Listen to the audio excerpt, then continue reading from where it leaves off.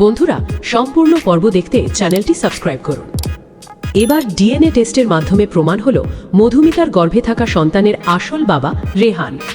এতদিন যে রেহান নিজের নির্দোষতার প্রমাণ খুঁজে বেড়াচ্ছিল, যে বিশ্বাস করত মধুমিতা তাকে ফাঁসানোর জন্য মিথ্যে অভিযোগ করেছে, সেই রেহানের জীবনেই এবার নামতে চলেছে সবচেয়ে বড় ঝড়। কারণ একটি ডিএনএ রিপোর্ট বদলে দিতে চলেছে সবকিছু। রূপাইয়ের বিশ্বাস, জেঠিমনির আশা, বিষ্ণুর সমর্থন সবকিছু মুহূর্তের মধ্যে প্রশ্নের মুখে পড়তে চলেছে। কিন্তু এই রিপোর্টের পেছনেও কোনো রহস্য লুকিয়ে আছে, নাকি সত্যিই রেহান এমন একটি ভুল করেছে যার মূল্য তাকে সারা জীবন দিতে হবে? জানতে হলে শেষ পর্যন্ত সঙ্গে থাকুন। গল্পের শুরুতেই দেখা যায় হাসপাতালের পুরনো রেকর্ড ঘাঁটতে ঘাঁটতে রেহানের মনে নতুন সন্দেহ তৈরি হয়েছে। মধুমিতার কথার মধ্যে অনেক অসঙ্গতি খুঁজে পেয়েছে সে, তাই সত্য জানার জন্য সে নিজেই তদন্তে নেমে পড়ে। মুখে মাস্ক, মাথায় কালো ক্যাপ আর গায়ে সাধারণ পোশাক পরে সে পৌঁছে যায় মধুমিতার ড্রাইভারের কাছে। প্রথমে ড্রাইভার ভয়ে কিছু বলতে চায় না, কিন্তু রেহান কৌশলে কথা বলতে শুরু করলে লোকটি ধীরে ধীরে মুখ খুলে যায়। ড্রাইভার জানায়, প্রায় 1 মাস আগে রবিবারের দিন মধুমিতা তাকে শহরের বাইরে একটি রিসর্টে নিয়ে যেতে বলেছিল। সেখানে জোরে গান, নাচ আর পার্টি চলছিল। রেহানের বুক ধড়ফড় করে ওঠে, কারণ সেই তারিখ ছিল 13 তারিখ, যে তারিখটির কথা মধুমিতা বারবার এড়িয়ে গেছে। রেহান সঙ্গে সঙ্গে সেই রিসর্টে পৌঁছে যায়। অনেক খোঁজাখুঁজির পর ম্যানেজারের কাছ থেকে পুরনো সিসিটিভি ফুটেজ সংগ্রহ করে। ফুটেজে দেখা যায় মধুমিতা সত্যিই সেখানে গিয়েছিল, কিন্তু আরও আশ্চর্যের বিষয়, রাতের এক পর্যায়ে মধুমিতাকে অসুস্থ অবস্থায় দেখা যায় এবং তাকে সাহায্য করতে এগিয়ে আসে রেহান। সেই রাতের পর কি ঘটেছিল সেটাই এখন সবচেয়ে বড় রহস্য। এদিকে সেন বাড়িতে রূপাই অস্থির হয়ে পড়ে।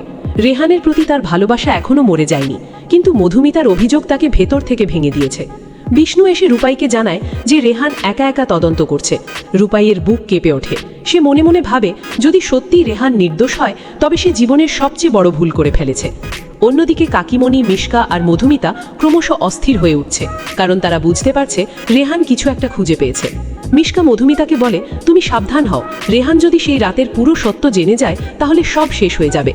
মধুমিতা বাইরে থেকে শক্ত থাকার অভিনয় করলেও ভেতরে ভেতরে ভয় পেতে শুরু করে। পরদিন সকালে জেঠিমনির উদ্যোগে ডিএনএ টেস্টের রিপোর্ট আনা হয়। পুরো সেন পরিবার ড্রয়িং রুমে উপস্থিত।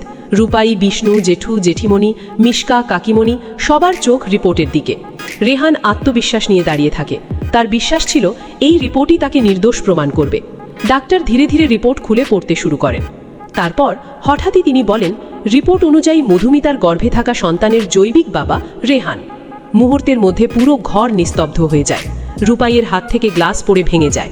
বিষ্ণু হতবাক হয়ে যায়। জেঠিমনি চেয়ারে বসে পড়েন, আর মধুমিতা চোখে জল এনে অভিনয় শুরু করে। রেহান যেন নিজের কানকে বিশ্বাস করতে পারে না। সে চিৎকার করে বলে, অসম্ভব, এটা হতে পারে না। কিন্তু রিপোর্টের কাগজ অন্য কথা বলছে। রূপাইয়ের চোখ ভিজে যায়। সে কাঁপা গলায় বলে, নাজবাবু, তাহলে এতদিন আপনি আমাকে মিথ্যে বলছিলেন? রেহান অসহায় হয়ে যায়, কারণ সে নিজেও বুঝতে পারছে না কিভাবে এমনটা সম্ভব হলো। মধুমিতা কাঁদতে কাঁদতে বলে, আমি তো শুরু থেকেই সত্যি বলেছিলাম, কেউ বিশ্বাস করেনি। কাটিমণি সঙ্গে সঙ্গে বলে ওঠে, এবার তো সত্যি সামনে এসেছে, এখন আর অস্বীকার করার উপায় নেই। কিন্তু ঠিক তখনই বিষ্ণুর চোখে পড়ে রিপোর্টের একটি অদ্ভুত বিষয়। রিপোর্টে নমুনা সংগ্রহের সময় এবং ল্যাব কোডে কিছু অসঙ্গতি রয়েছে। তার সন্দেহ হয় হয়তো এখানেও কোনো খেলা হয়েছে।